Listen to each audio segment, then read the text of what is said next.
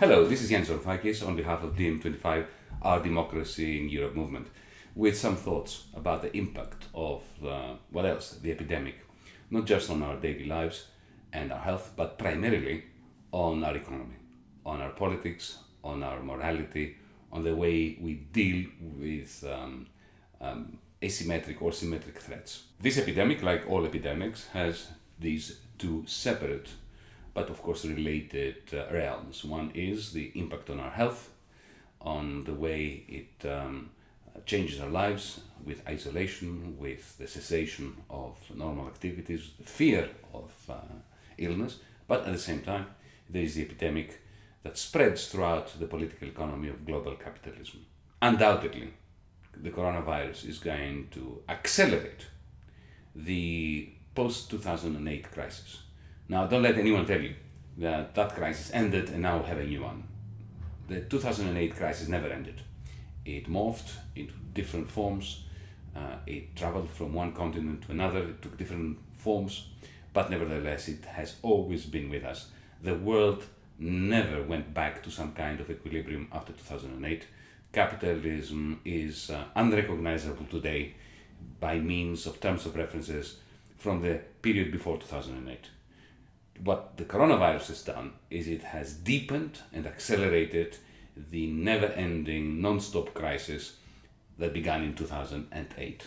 If you think about it, the reason why there's been a semblance of normality, of recovery after 2010, 2011, was because central banks and governments took it upon themselves to refloat the financial markets and to rebuild the circuits of financialized capital by printing trillions and trillions, mountain ranges of money, and throwing them at the 0.1% at corporations that were already full of money. Take Apple, Google, and so on, borrowing free money from the Federal Reserve in the United States, for instance, in order to buy back their own shares. All that was doing was boosting inequality massively, stabilizing financial markets, but at the same time depleting all serious investment in good quality jobs, in labor, in health, in education, in the green transition that this planet needs. This is why there's been so much discontent even before COVID-19 arrived on the scene. So when COVID-19 arrived on the scene, it found a global capitalism that was sitting on a gigantic bubble of private debt that had been minted by central banks on behalf of financial capital. So the problem is not stock exchanges going up and down. Every catastrophic collapse of the stock exchange can easily be followed by a remarkable boost, the indices going through the roof. But even if the central banks of the world, the Federal Reserve, the Bank of Japan, the Bank of England, the European Central Bank, even if they manage to refloat capitalism again, in the same way that they did in 2008, 2009, that is not going to bring us to where we were before COVID-19. And that is so for a very, very simple reason. COVID-19 has pricked the bubble on which financial capitalism was sitting up until now. So even if the financial markets are refloated once more, the level of investment is going to be even lower than it was a few months ago.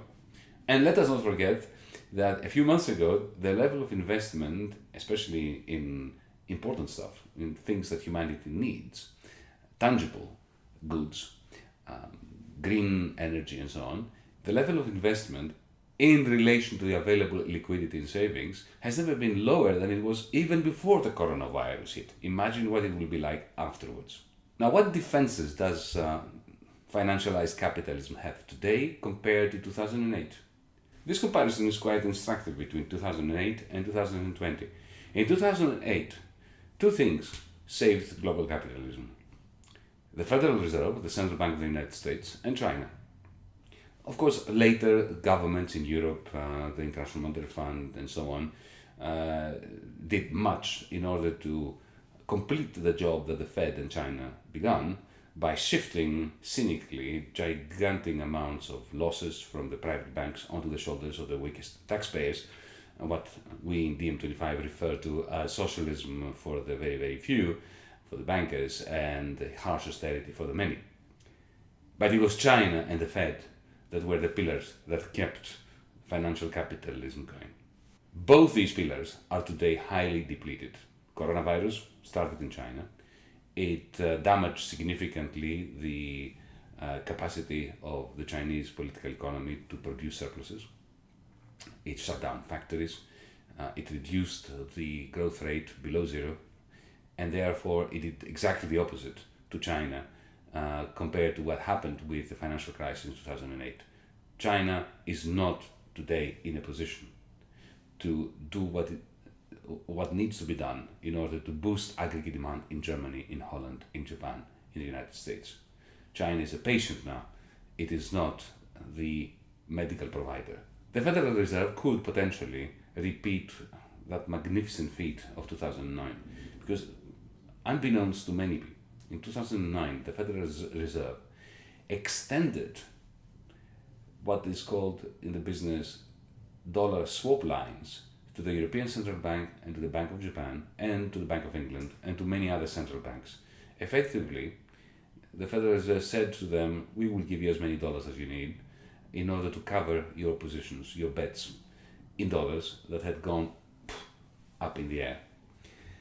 Trillions of dollars were provided by the Federal Reserve to the inane, ridiculous bankers of Germany, of France, of Greece, of Japan, and so on and so forth, and therefore refloated them. They could do this again now. But there are two problems. First, as I said before, this is not going to restore the capacity of capitalism to invest in important things and in good quality jobs. That capacity is going to be lessened, even from the ridiculously low levels that we had before the coronavirus hit. But there is another problem. It's called Donald Trump in the White House. Will Mr. Trump sit idly by watching the Federal Reserve provide swap lines to Germany, to the European Central Bank, to Japan, to China, if needs be? I very much fear that he's going to try to attach strings to any such dollar swaps. And if you do try to attach strings and to try to use this as a negotiating tool with the European Union or with China, those strings destroy the efficacy of the dollar swap lines. It sounds like a technical issue. It's not a technical issue. It's a question of brute force. In 2008, 2009, the Federal Reserve used the exorbitant privilege of having the capacity to issue dollars in order to save financial capital in the rest of the world. Is Donald Trump interested in doing that? If he's not interested in doing that, the repercussion would be very simple. We're going to have an even deeper crisis, a deeper recession with tangible effects on the lives of people from Hong Kong and Shanghai all the way to Finland, Portugal, Iceland, everywhere. This is why this epidemic is of great significance to real people's lives across the world. If there are any lessons to be learned from this latest development in the global political economy, it is twofold. Firstly, the importance of public health systems, and secondly, how crucial it is to use public finance for the benefit of the many, not the few. I'll begin with public health. Have you noticed that private health providers resemble rats that are jumping off the sinking ship? Have you heard anything being discussed regarding the contribution of private hospitals and private healthcare during this crisis of the coronavirus induced dynamic? No, they are nowhere to be seen. All the discussion in the media, the very same media that before the coronavirus hit were going on and on about private-public partnerships and how important it is to push money towards private healthcare because that's more efficient than public healthcare. That's the narrative of the privileged, if you want, which dominated for so many years, decades, in the West after Thatcher and Reagan. The very same media that were extolling the virtues of privatization of hospitals, of private-public partnerships and so on, today only talk about the importance of utilizing the public health service in order to save our bacon, to save our lives, and to ameliorate the effects from the coronavirus. I'm going to make a very strong statement. I'm not just going to say that private health care is inefficient. No, it's not just that they are inefficient. They are destructive. Every euro, every yen, every dollar which is being spent on private health services detracts, not only does not add enough, but detracts from the capacity of humanity to deal with pandemics. It is about time we eradicate private health service. There is not even a liberal argument in favor of private health insurance, of private health systems. They do not work even by the standards of liberal economic, pro-capitalist, pro-market thinking. And then there is, of course, fiscal policy. It is interesting that even the Federal Reserve, especially the European Central Bank, under its new president, Christine Lagarde, who, by the way, gets a score of precisely 0 out of her first attempt to intervene a few days ago with a press conference in order to steady the nerves of the markets and to show that the European Central Bank will do whatever it takes in order to save, again, the euro's bacon and to stabilize the economy. She failed spectacularly. She made 2 gaffes. I'm not going to go into them. Close the parenthesis on this. Even she, nevertheless, came out and said, look, our ammunition as a central bank has been spent over the last 10 years. She didn't use those words, but that's what she meant. We have refloated financial markets. There's nothing we can do. Think about it. The European Central Bank has a negative interest rate of minus 0.5%. It keeps buying all sorts of debt, private debt, public debt, and so on. It is at the end of its tether. And she, on behalf of the extremely conservative European Central Bank, looked at prime ministers and presidents in the eye and said, it's your job now to borrow and spend. And what are they doing? It is astonishing. The other day there was a Eurogroup meeting, the meeting of the European Union's finance ministers of the countries that are using the euro. And it was a teleconference. They decided that the coronavirus poses a clear and present danger of a massive recession in Europe, that it is a highly significant threat to European economies. So much so, the urgency was so great that they decided to do absolutely nothing. They decided that they are going to monitor the situation, that they're going to be watching. You see, what happens is the Eurogroup and the European Union, and in particular the Eurozone, is so terribly structured that they are on autopilot. They simply follow particular rules that cannot be followed without wrecking our economies. This is not just a reflection of inanity, it is that as well, but it is a reflection of a system that has been created in order to prevent governments from acting on behalf of society.